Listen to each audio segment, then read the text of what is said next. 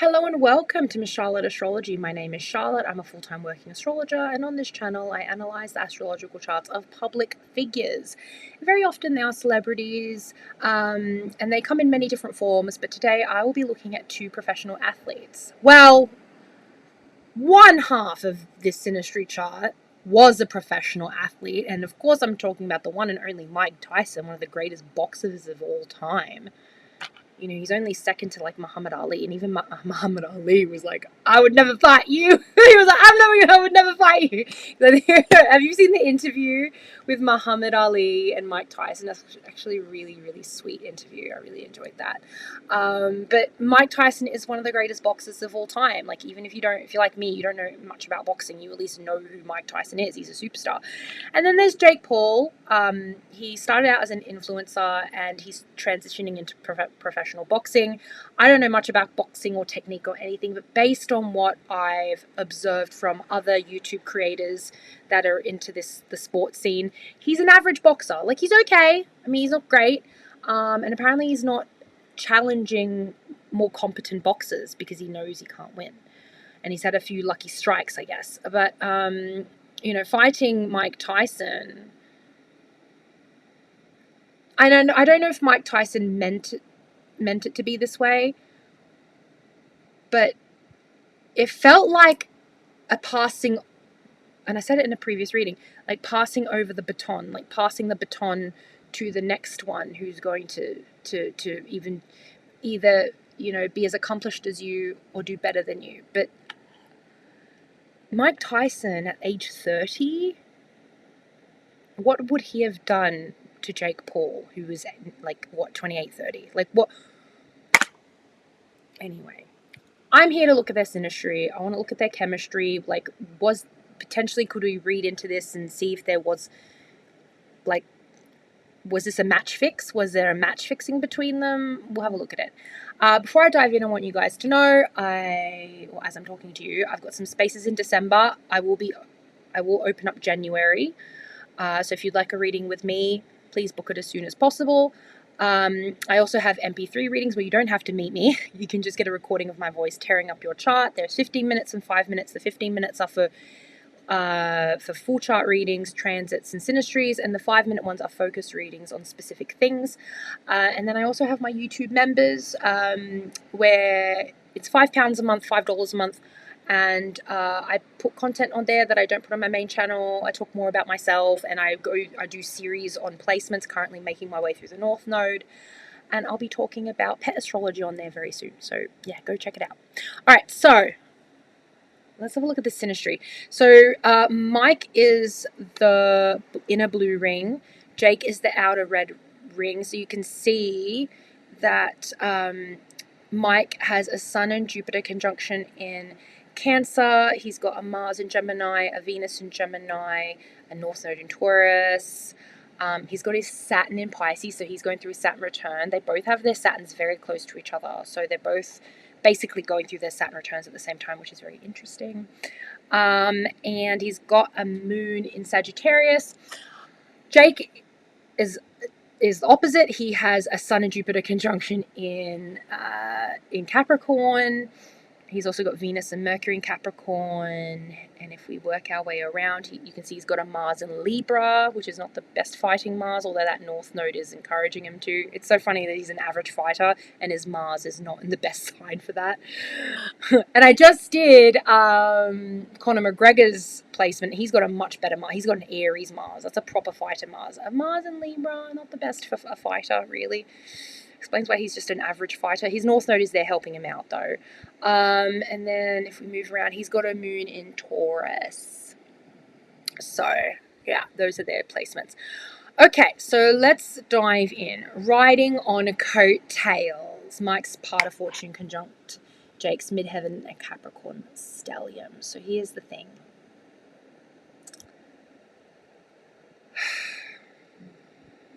Mike's part of Fortune literally means fortune, like where you do well, right?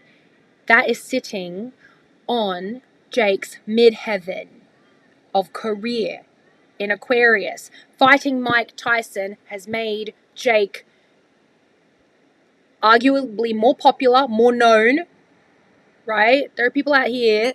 My dad knows who Jake Paul is now. My dad wouldn't have given a shit otherwise had Jake Paul not fought Mike Tyson that day. My dad, who is 72 years old, would not have cared, would not have known. So definitely Mike has got very long coattails, and Jake is riding them here. This is a very overpowering stellium in Mike's 6th house. Jake, I could argue, does physically challenge him. I mean, he is a lot younger. He's half his age. Yeah, that's a lot of disruption. I wonder if Mike really did get hurt. Mike just got out of an operation as well. Didn't he just like have a leg operation, or he was injured, right? And keep in mind, Pluto's just swung into this sign. So Pluto, get this, Pluto, the planet of death, has just moved.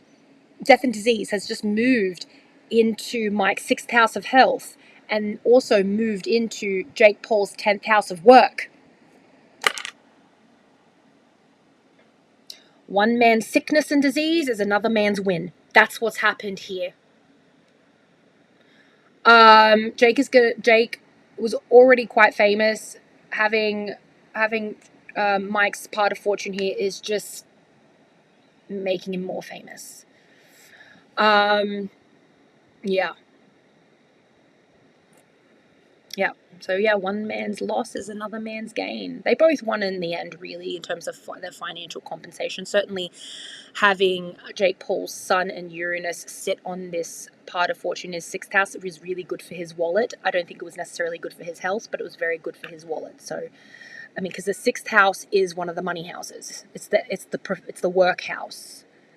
It's the routine and exercise house.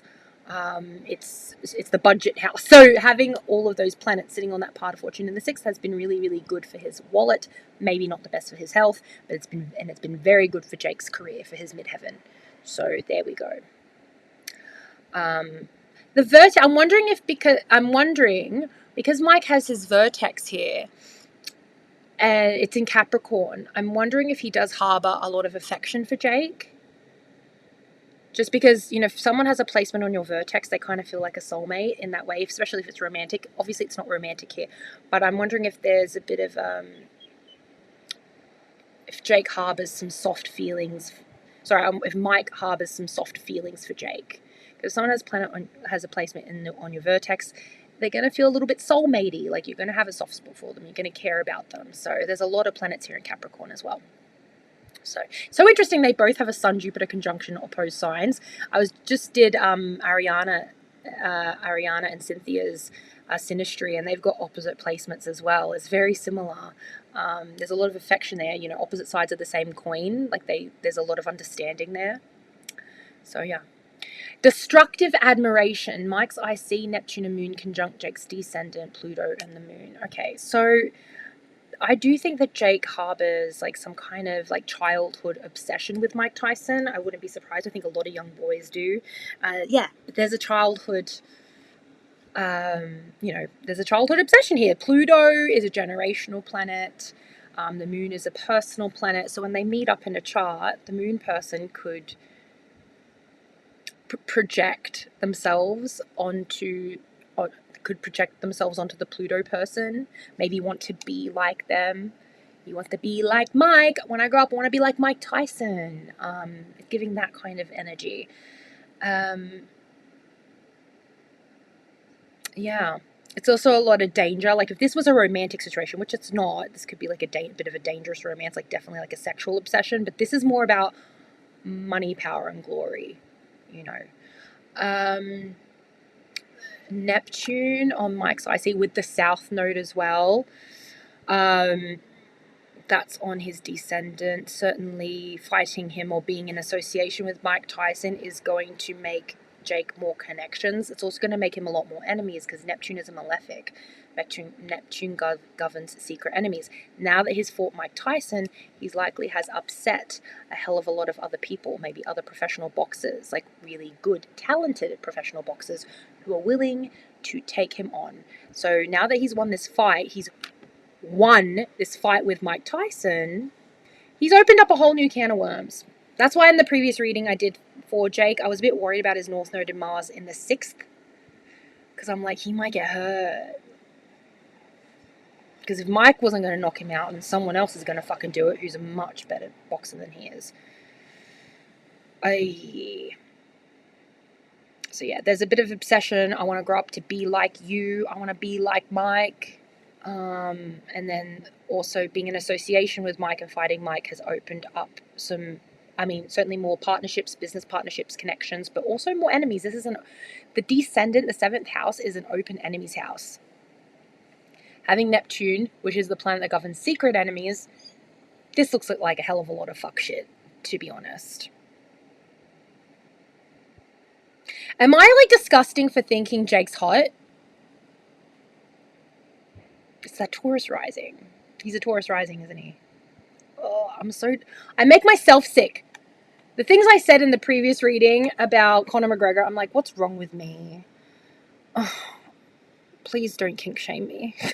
I'm shaming myself.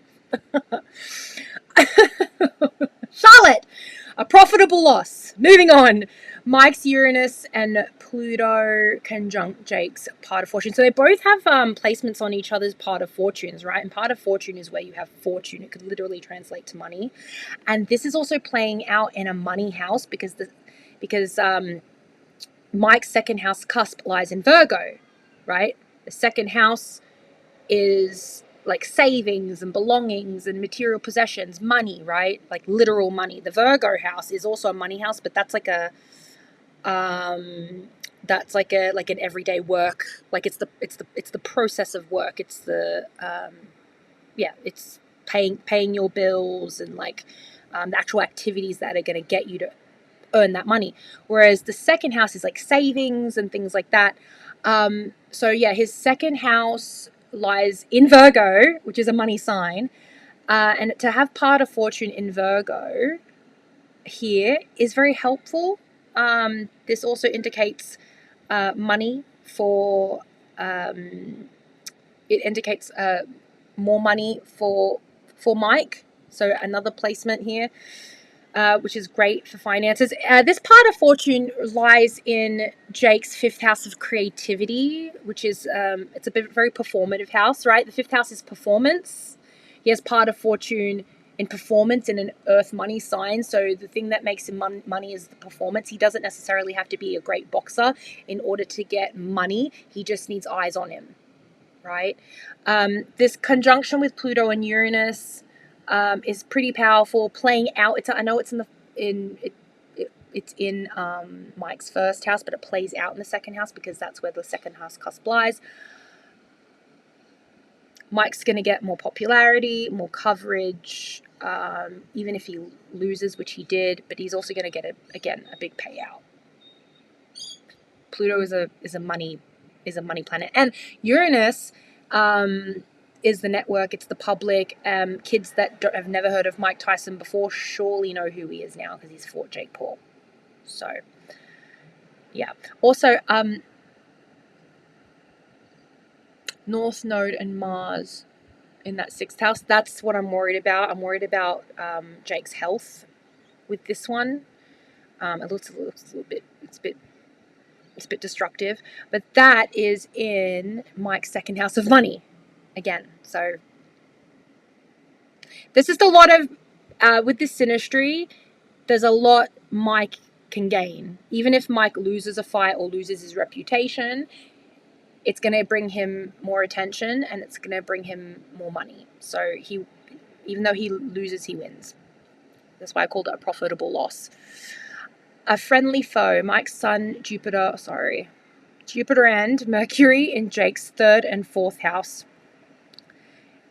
He feels like dad. Like, I think Jake, it's so funny because when they were in front of the cameras, they would play up their like rivalry and they would Mike slapped him and like they would argue or whatever.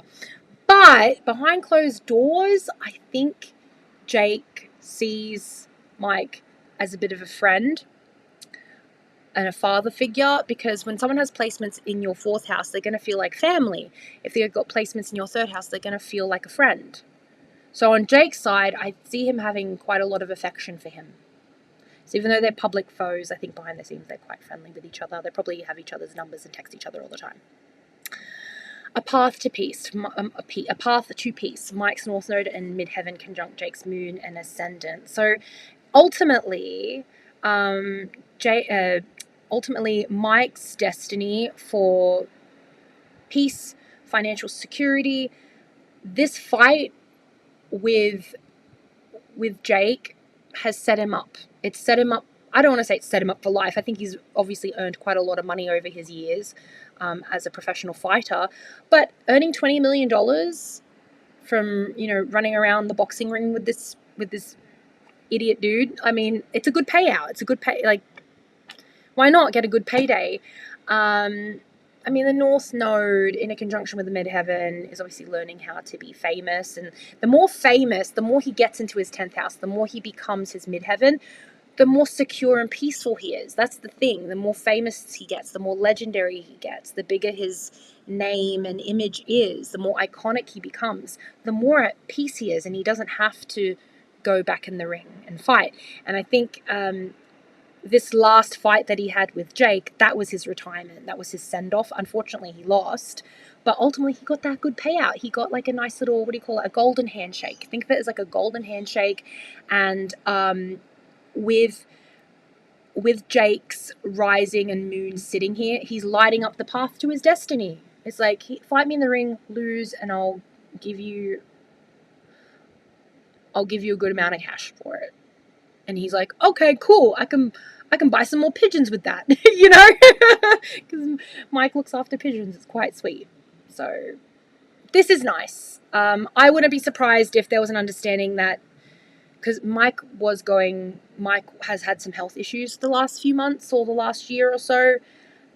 And I think there was an understanding that, hey, don't kill me in the ring. I'm almost 60 years old and I've just had an operation. And he didn't he have a knee brace on? So there must have been some agreement that he wouldn't kill him, wouldn't go too hard on him. And I think even Jake said that, I don't want to take an injured man down, that kind of thing. So yeah, this is their full chart. Just having a look at anything else I've missed. So their Saturns are conjunct. So what's happening now, this is a bit of a passing a baton energy. One man is entering his senior years. This is his second Saturn return. He's finishing that up very, very soon. He's got like a year left of this. And the other one, the younger one, he's got his Saturn in Aries. He's about to start his Saturn return. So literally the older man handing off the baton to the younger man. I'm finishing my Saturn return. You're starting yours. He's starting his career. One is ending his career. Very Saturn themed, very Saturn return themed here. So, yeah. Anyway, that's all I have to say about that. What are your guys' thoughts? What did you think of the fight? Were you a bit disappointed? It started off real strong. And then it just kind of devolved from there. But I don't want to say it's rigged. Maybe I think it was actually, yeah. Maybe it was. There's an understanding there. I'm going to get a payout. If you win, I'm going to get a payout. Don't kill me. La la la. That's what it feels like to me. Let's put on a show. Are you not entertained?